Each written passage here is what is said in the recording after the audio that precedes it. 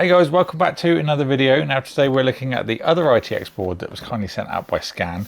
This is the AMD version. We've got the MPG B650I Edge Wifi from MSI. And this board will be going into a Sligo case that I've had for quite a while now, but it is a white case and this is white board, so I thought it would match quite nicely. So let's get this open.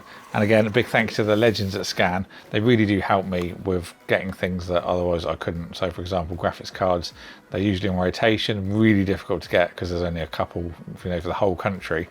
And things like the ITX boards as well that are only generally sent for review does make life a lot easier. So a big thank you to those guys. So we've got, of course, the board itself, a 170 millimeters. I said centimeters last time. I was corrected, of course I was. But it is 170 millimeters squared. Below, let's have a look at our accessories first. We've got our Wi-Fi antennas. This does support Wi-Fi 6E. You've also got Bluetooth on board as well. There's two SATA cables, one of which is right angled, just standard ones. We've got three M.2 screws. It would be nice if this was a resealable packet, considering you're going to be taking likely one out of there, but never mind. And then we've got a ARGB adapter, so it looks like a 5-volt addressable to one of the 3 pins. Typically find Fantex use that 3-pin connection, so it's quite a handy little cable to have. We've got some cable tie little things so you can show what's going to what, some stickers on the other side, and then just some basic documentation. So this board is currently retailing for £259 on the Scan site. This is using DDR5, so that will bring the price up a little bit, but the prices are coming a little bit closer together, so hopefully DDR5 shouldn't impact prices too much soon. And here is the B650I Edge Wi-Fi. A little peel on there that I'm going to leave for now. It's actually more silvery than white that looks on the website, but it will certainly match our Sligo case really nicely anyway. So looking up at the top left hand side and around the socket, we've got an 8+2+1 phase power design on this board. The top left we have our EPS 8-pin connector. Then slightly along we've got some debug LEDs, so very handy for your diagnostics. Nothing else to really talk about on the top hand edge until we get to the end. And we've got some 4-pin fan connectors, there's 2 there. There's also an additional one a bit further down, just in there, so you've got 3 on this board. Of course we've got our 24-pin, there's 4 SATA 6 gigabit ports. We've also got a USB Type-C port, so this is USB 3.2 Gen 2.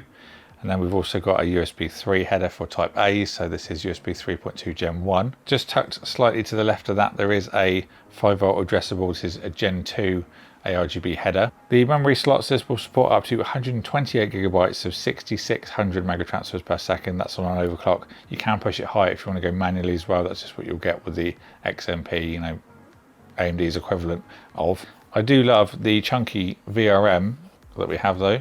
You can see it's a very thick piece of material. Also goes all the way back. You can see it's very well fixed to the board. If we do a slow rotate round, it feels good quality. Now it's a little bit tricky to see, but in the bottom left quadrant of this board, we've got the 2 USB 2 headers.